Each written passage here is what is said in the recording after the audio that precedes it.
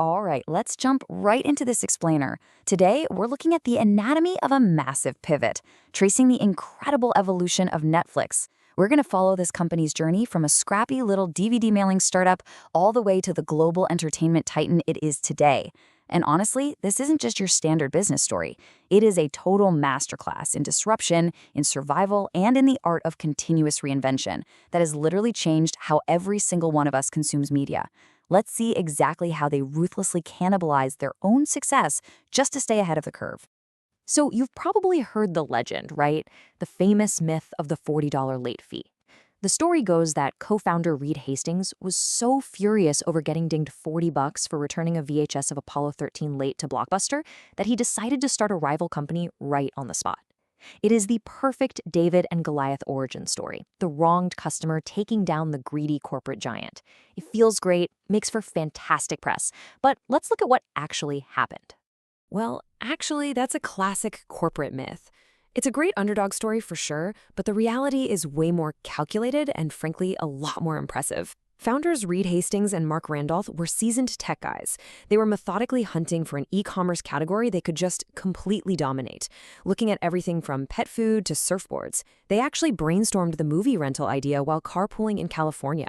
And to test it, they literally bought a compact disc, shoved it into a pink greeting card envelope, and mailed it to Hastings' house just to see if it would survive the trip. When it showed up intact, they knew they had a highly scalable business model on their hands. Section 1. The DVD mail revolution. This is where they really flip the script on the entire home video industry, basically by removing all the customer pain points. Think back to the late 90s for a second. Renting a movie meant driving all the way to a store, crossing your fingers that the new release was actually in stock, paying per rental, and living with that constant nagging anxiety of punishing late fees. Netflix completely disrupted that ecosystem. They brought in a queue system and a flat monthly fee for unlimited rentals, all delivered right to your mailbox in those iconic red envelopes. No driving, no due dates, and best of all, absolutely zero late fees. It was an absolute revelation.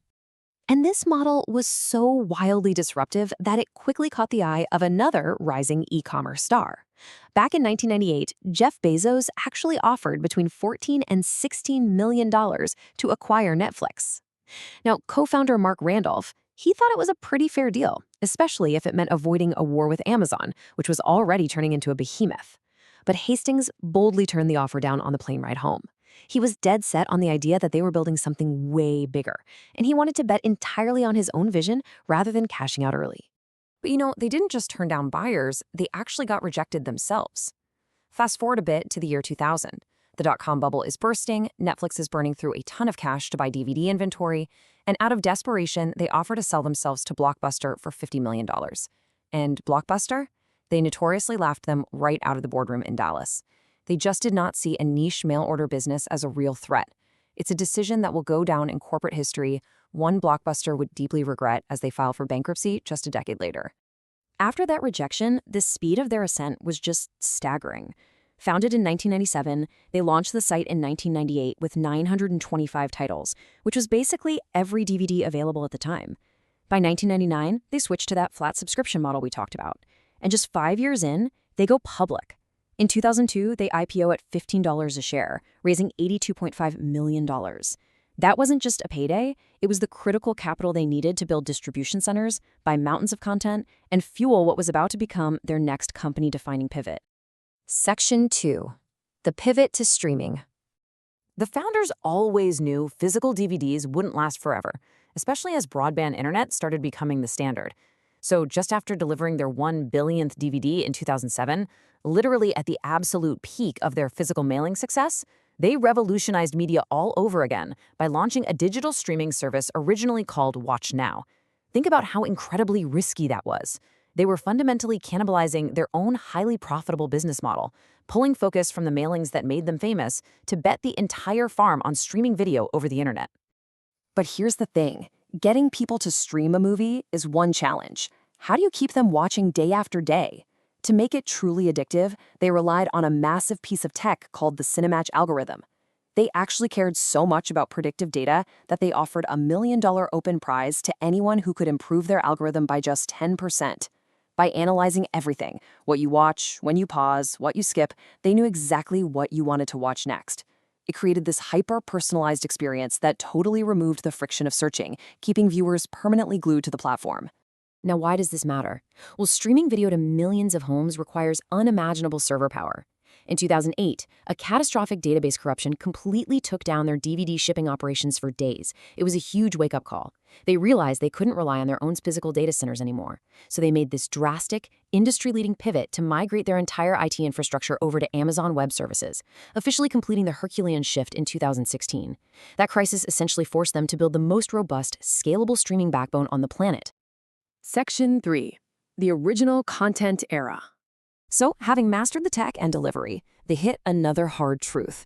Simply licensing movies from other studios wasn't going to secure their future forever. Eventually, those studios were going to want their content back. So, they had to start making their own. They used their absolute mountain of viewer data to greenlight shows they statistically knew would work. And by dropping entire seasons all at once, they literally changed human behavior. They invented binge watching. Suddenly, shows like Stranger Things and The Crown weren't just weekly TV. They were massive cultural moments you absolutely had to consume in a single weekend. And the payoff for that massive pivot to original content was just exponential. From 600,000 subscribers at their 2002 IPO, they leaped to 65 million by 2015, and they've surged well past 230 million today. Pouring billions into exclusive, highly acclaimed originals did more than just keep their current customers happy. It created this incredible global FOMO. If you didn't have Netflix, you literally couldn't participate in the cultural conversation at work on Monday morning. Section 4. A global media juggernaut. Once they had the US market firmly locked down, they aimed for total worldwide dominance. In a truly unprecedented move at the 2016 Consumer Electronics Show, they essentially flipped a digital switch and made the service available in 130 new territories practically overnight.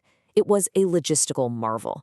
They had to manage global streaming rights, handle localized payments, and coordinate massive dubbing and subtitling efforts in dozens of languages.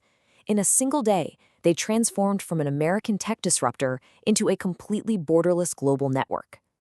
What you should really take away from this is how their monetization strategy matured right alongside that global reach. It's now a highly complex machine. They aren't just coasting on a basic flat fee anymore. They've rolled out multi-tiered subscriptions, including ad-supported plans. They're using dual distribution models, putting prestige films in physical theaters for awards consideration. And they secure incredibly lucrative brand partnerships and product placements, weaving them directly into the fabric of their biggest original shows.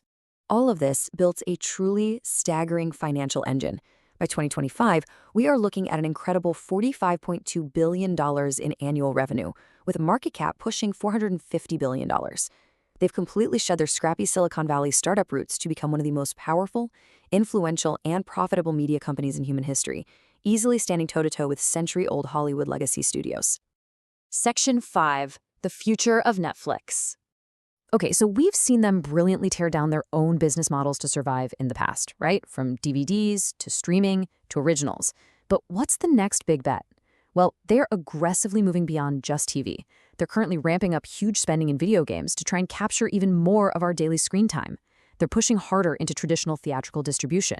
They're even exploring monumental legacy studio acquisitions, like those heavy rumors about Warner Bros., all aiming to solidify absolute dominance over all forms of media, not just the ones they helped invent. Which brings us to the end of our journey today. I'll leave you with this provocative thought. A company defined entirely by its willingness to destroy its own past successes to reinvent itself has unquestionably won the streaming wars. But as they push aggressively into gaming and eye these massive legacy studio acquisitions, can they conquer the entire entertainment landscape next? Thanks for joining me on this explainer, and definitely keep your eyes on what they pivot you next.